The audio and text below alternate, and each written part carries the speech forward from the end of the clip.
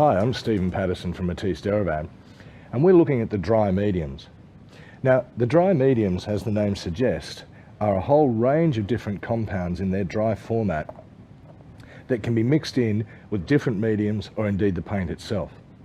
Now, the reason we've made the mediums this way, rather than already adding them into a gel, as many other ranges do, is because we want to give you, the artist, the benefit of being able to add as much or as little to as much or as little paint or medium that you want to. So it gives you a much more diverse range of results. So for varying different textural effects, you've got things like the Weeper calcined bauxite, different grades of sand. And the reason you would use the different grades of sand rather than maybe going to the beach and collecting some yourself is because the sand has been washed and cleaned. There's no organic matter, and that goes for all the rest of the dry mediums. There's no added organic matter. It's all been cleaned out of it. And they're also sorted into various different mesh sizes. So as I say, you can add it to something like the gel medium, which will give you something similar to what you can get in other ranges, but you can add varying amounts of the different dry mediums. To use a cliche, you're really only limited by your imagination. This really rings true with these mediums. Now, how much of the dry medium that you actually add will be dictated obviously by how much that you want to put in, but also you'll get to a point, you'll get the feel. We've added some talc to the cobalt teal here. You'll get the feel for just how much you can add in, because it will start going a little bit dry. If you add too much in and it starts getting really, really dry, you'll find that if you go past that point of saturation, you will end up with the paint or the medium not being able to hold, not having the binding capability to be able to hold the dry medium. But you'll know when you reach that point, you'll be able to feel it.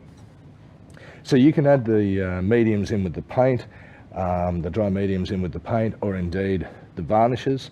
The varnishes, rather than the gel, will allow the medium to,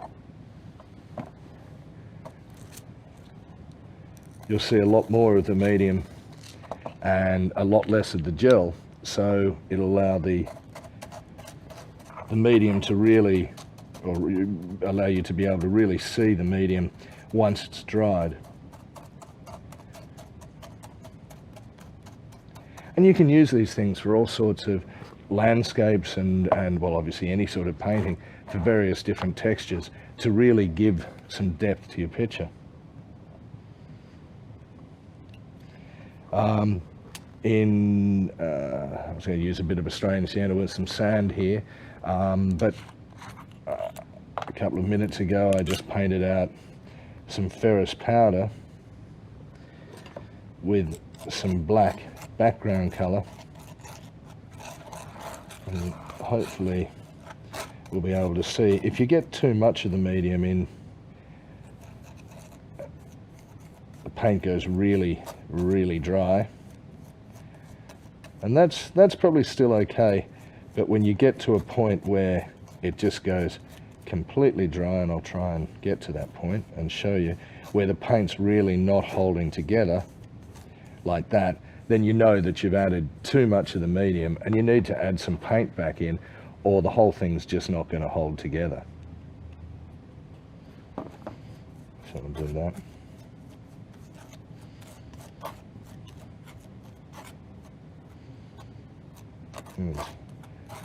Fantastic different textures.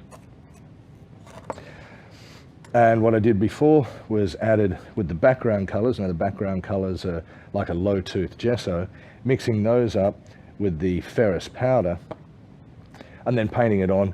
We've got a blackboard that's got some nice tooth to it, but also magnets will stick to it. So you can use it as a blackboard, but still put notes and things on there using magnets. So as you can see, that cliche about you're only limited by your imagination, it really rings true with these dry mediums. So why not grab a couple and have a play yourself? I'm Stephen Patterson.